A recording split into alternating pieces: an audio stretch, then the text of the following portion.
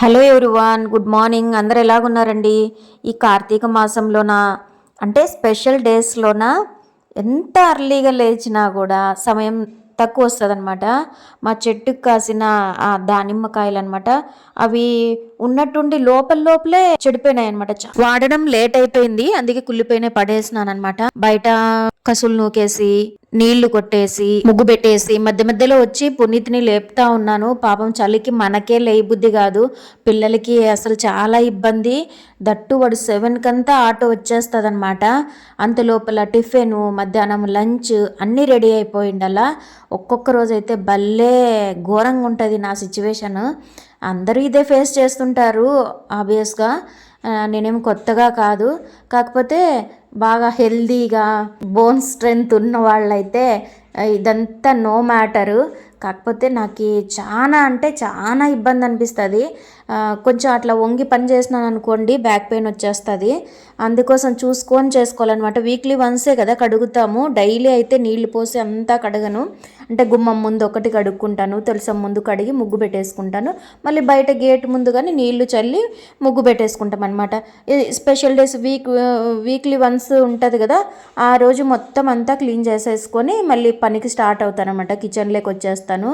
అందుకే మ్యాక్సిమం ఎంత లేట్ అయినా కూడా కిచెన్లోన సామాన్లు అన్ని షింక్ శుభ్రం చేసేసుకొని గ్యాస్ కడిగి పెట్టేస్తానమాట. రోజు ఇలాగే ఉంటుందా అంటే ఉండదు. మా వాడు చూడండి, అసలు చూపించకూడదు అనుకున్నాను, వాడు చూస్తే నేడుస్తాడేమమ్మా ఎందుకు వీడియో తీసినావు అని అనేసి.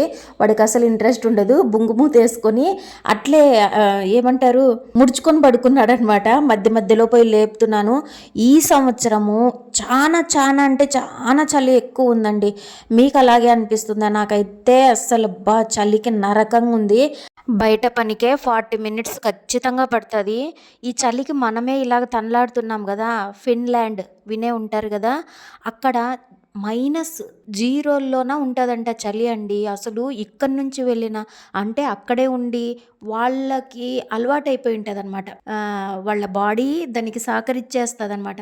ఇక్కడి నుంచి వెళ్ళి అక్కడుండి, ఎవరి గురించి చెప్తున్నాను అనుకుంటున్నారా? ఆంధ్ర అమ్మాయి ఇన్ ఫిన్లాండ్. ఈ ఛానల్ వినే ఉంటారు, చూసే ఉంటారు కదా. అసలు అక్కడ చూస్తున్నారండి మన ఛానల్. నేనైతే ఆ మోటివేషన్ తోటే మళ్ళీ లాంగ్ వీడియోస్ కానీ ఏ వీడియోస్కి కానీ అసలు పెద్దగా వ్యూస్ అనేది ఉండవు, ఏదో చేస్తూ ఉండాలా. భగవద్గీతలో శ్రీకృష్ణుడు చెప్పిన సత్యమే దీంట్లో కూడా, ఆ సూత్రమే దీంట్లో కూడా వర్తిస్తుంది అనమాట. ఏమంటారు, కర్మ చేయడానికి ఒక్కటే మనకి హక్కు, దాని ఫలితాన్ని ఆశించడం మనకి హక్కు లేదు అని అనేసి. అలా ఎలా సాధ్యం అవుతుంది? బాగా సాధన చేసిన వాళ్ళకైతేనే సాధ్యమవుతుంది, మనకి సాధ్యం కాదు మామూలుగా మైండ్ సెట్ ఉన్న వాళ్ళకి. కాకపోతే ఆ మైండ్ సెట్ తెచ్చుకొని అదే మోటివేషన్తో వీడియోస్ ఊరికే పోస్ట్ చేస్తూనే ఉండాలా కన్సిస్టెన్సీగా. ఇచ్చే ఫలితం భగవంతుడు ఇస్తాడనే హోప్స్తోనే ఉన్నాను నేనైతే. దాన్ని కొంచెం ఒక మెట్టు ఎక్కేలాగా చేసినది మాత్రం జ్యోతి సిస్టరు నన్ను మోటివేట్ చేస్తున్నారనమాట. షార్ట్స్లోన కామెంట్స్ చేసి మీరు చాలా బాగా చేస్తున్నారు అంటే, మేము నా ఇంట్లో కానీ మా ఫ్రెండ్స్ కానీ మాట్లాడుకునే వాళ్ళం, మన ఛానల్ ఎవరు చూస్తారు, ఎక్కడి వరకు పోతుంది, అసలు చూస్తారా ఎవరైనా కానీ అని అనుకునేదాన్ని అనమాట. నేను ఫిన్లాండ్లో ప్లే అవుతున్నాయి మన వీడియోస్ అని అంటే డిమోటివేట్. అంటే మంచి ఫోన్ లేదు, మంచి కెమెరా లేదు, దీనికి మంచిగా ఉండాలా, క్లారిటీ ఉండాలంటే నేను 20,000 దాన్ని ఇన్వెస్ట్ చేసినానండి. ఫస్ట్ ఏదైనా కానీ ఇన్వెస్ట్ చేయాలి అంటే సాధ్యం కాదు మిడిల్ క్లాస్ అమ్మాయికి, దట్టు హోమ్ మేకర్కి. ఆలోచన చేయండి మీరు కూడా, అవునా కాదా? ఏదో ఒక స్టెప్ తీసుకొని నేను యూట్యూబ్ కోసం ఇలా కష్టపడుతున్నాను, నా కష్టానికి ఫలితం దక్కిందనే అనుకుంటున్నాను. నిజంగా అంత హ్యాపీ అనిపించింది అనమాట. అదే అండి, ఎవరైనా ఒకరు బూస్టింగ్ ఏమంటే కామెంట్ చేయడం. ఎవరైనా కానీ వీడియో చూసి వదిలేయకోకుండా ఆ వీడియోకి ఒక్క లైక్ ఇచ్చి ఒక్క కామెంట్ పెడితే అది పాజిటివ్గా వాళ్ళకి ఎలా నచ్చిందో అలాగా దాన్ని ఎక్స్ప్రెస్ చేయడం కామెంట్ రూపంగా చేసినారనుకోండి, ఎంత బూస్టింగ్ ఉంటుందంటే అంత బూస్టింగ్గా ఉంటుంది. అలాగా కామెంట్ పెట్టేపాటికి ఛానల్ సెర్చ్ చేస్తాం కదా ఎవరు అనేసి. అస్సలు నాకైతే నేనెప్పటినుంచో చూస్తున్నాను తన వీడియోస్ చూసి ఇన్‌ఫ్లుయెన్సర్ అంటారు కదా! ఒక యూట్యూబర్ అంటేనే ఇన్‌ఫ్లుయెన్స్ చేసేస్తారు అంటారు కదా! నాకైతే నిద్దర్లో గూడా తన ఆలోచనలొచ్చేటివి. మనము పెద్దలు కుదిర్చి పెళ్ళిళ్ళు చేసినేటివే ఎన్నో డిస్టర్బెన్స్. వాళ్ళు గూడా పెద్దలు కుదిర్చినేటివే. కానీ దేశం నిజమా కాదా చెప్పండి? ఏదైనా ఇంత గొడవలైతేనే పుట్టింటికి ఫోన్ చేయడమో, లేకపోతే కమ్యూనికేషన్ కోసం దగ్గర ఉంటారు ఎట్లైనా గూడా.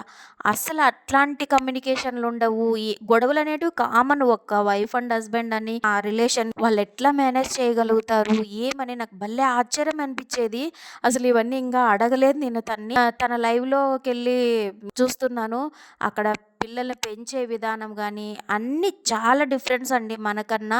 నిజంగంటే కరప్షన్ లేదంట మెయిన్. తెలిసే ఉంటది. అంటే లంచాలు ప్రతి ఉద్యోగానికి, ప్రతి సీటుకి, ప్రతి దానికి లంచాలు. అట్లాంటివి అస్సలుండవంట. తన ఛానల్ అబ్జర్వ్ చేస్తూనే ఉన్నా. మన ఫ్యామిలీ అందరికీ ఇంకొక ఇన్ఫర్మేషను.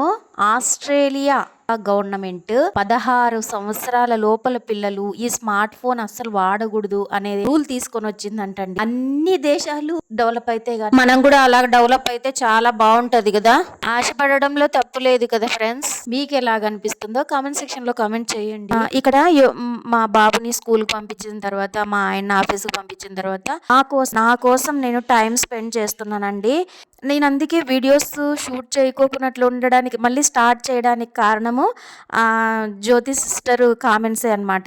నన్ను బూస్టప్ ఇచ్చినాయి. అందుకోసం మళ్ళీ వీడియోస్ షూట్ చేసి మీకు పోస్ట్ చేస్తున్నాను. మనం టైం అనేది కేటాయించుకోకపోతే ఎంతసేపు మన ఇండియన్ మదరు పిల్లల కోసం కేటాయిద్దాము, ఇంట్లో పనికి కేటాయిద్దాము, ఇంట్లో ఉన్న వ్యక్తులకి ఏమేమి కావాలా అనేది అదే పనులకే సమయాన్ని కుదిరిస్తాం తప్పనిస్తే మనకి మనం ప్రియారిటీ ఇచ్చుకుంటే అయ్యో నాదేముందులే, అయ్యో నాకెందుకులే, అయ్యో నాకు అవసరమా, అది కొన్నౌట్లో వర్తిస్తుందండి. మనకు మనం ప్రియారిటీ ఇచ్చుకోకపోతే మనకెవరు మన కోసం టైం స్పెండ్ చేయరు. ఒక బాధ వచ్చింది, మన కోసం ఎవరు ఉండరు. ఇంట్లో ఏ వ్యక్తి కోసమైనా మనం టైం స్పెండ్ చేస్తాం, మన ఆరోగ్యాన్ని పాడు చేసుకుంటాం, అన్ని చేస్తాం, ముడ్డి కూడా కడుగుతాం చివరాకి. కాకపోతే మనకి ఎవ్వరు తోడుబుట్టిన వాళ్ళు గాని, ఇంట్లో మొగుడు గాని, వాళ్ళ వర్కులు వాళ్ళకుంటాయి, వాళ్ళ పనులు వాళ్ళకుంటాయి. పిల్లలు ఇంకా డిస్టర్బ్ అయిపోతారు. కాబట్టి నాకు నేను బ్యాక్ పెయిన్, నెక్ పెయిన్ కోసం చిన్న రిలీఫ్ కోసము చేసుకుంటా ఉంటానన్నమాట. చిన్నగా హెవీగా చేసి 0 సైజ్ అవుదాము ఉంటేనే ఇలాంటి ఎక్సర్సైజ్ చేయాలి అనే ఒపీనియన్ ఉంటే మార్చుకోండి. మనకి ఏది అవసరమో దానికి ఒక 10 నిమిషాలు కేటాయిస్తే మన లైఫ్ చాలా పాజిటివ్ గా వెళ్ళిపోతుంది. ఆ రోజు ఇంత అని నా ఒపీనియన్ అనమాట. Thank you so much Finland లో తెలుగు అమ్మాయి Jyothi sister. Once again thank you so much. ఈ వీడియో మీకు ఏమాత్రం ఇన్ఫర్మేటివ్ గా ఉన్నా, ఎవరికైనా కనెక్టివ్ గా ఉన్నా కూడా ఈ వీడియోని లైక్ చేసి ఛానల్ ని సబ్స్క్రైబ్ చేసుకోండి. నేను యోగా చేసుకొని మళ్ళీ దీపం పెట్టేసుకుని తినేపాటికి ఆఫ్టర్నూన్ లంచ్ టైం అయిపోయింది అనమాట. కొత్త వాళ్ళు ఎవరైనా చూస్తుంటే ప్లీజ్ లైక్ చేసి ఛానల్ ని సబ్స్క్రైబ్ చేసుకోండి. It's my request. లంచ్ లోకి వెజిటబుల్ రైస్, సీమొంకాయ అంటారు కదా, సీమొంకాయ చేశానండి. రండి భోంచేద్దాం అందరూ. ఈ వీడియో ఎలాగ అనిపించిందో కామెంట్ సెక్షన్ లో కామెంట్ చేయడం మాత్రం అస్సలు మర్చిపోకండి. Thank you for watching. నమస్తే. నెక్స్ట్ వీడియోలోన మళ్ళీ ఇంకొక ఇంట్రెస్ట్ సబ్జెక్ట్ మాట్లాడుకుందాం.